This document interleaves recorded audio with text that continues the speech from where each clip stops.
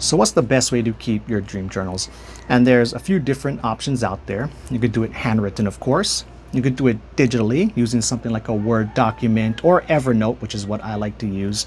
You could use an app, and I have heard there are some really good apps out there with neat and useful functions baked into them. But for me personally, because I've been set in my ways so long, I've never bothered messing around with apps much at all. Or if you're really crazy, you can do like an audio or video recording of it, but that's gotta be the worst. Like, imagine you have some 10-minute long recording of a dream.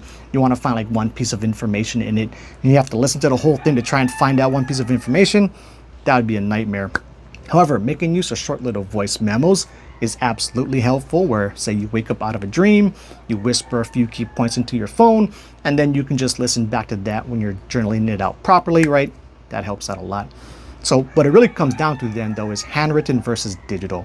And while I do think handwritten is like the cooler option, imagine having like a bookshelf over the years full of all your different dreams. That would be super cool, but it just doesn't really make sense with all the benefits that come along with doing it digitally. Like say you're typing it out, you're kind of far through the dream and you realize, oh wait, I forgot this earlier part of the dream. If you're doing it digital, you just go back to that sentence and you add that shit in, easy peasy. Plus, and this is probably the biggest benefit with doing it digitally, is you can word search and find keywords, phrases. It makes it way easier to find dream signs and things like that when you do it digitally. Plus, being able to access it anywhere, so you don't gotta actually like bring the journals around with you, right? As long as I have my phone or a computer, I can access Evernote and find that dream information whenever I want.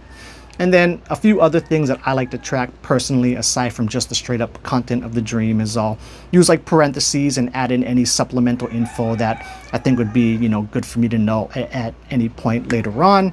And then I also like to track some other stuff. So I'll track what time it is I went to sleep and when I woke up.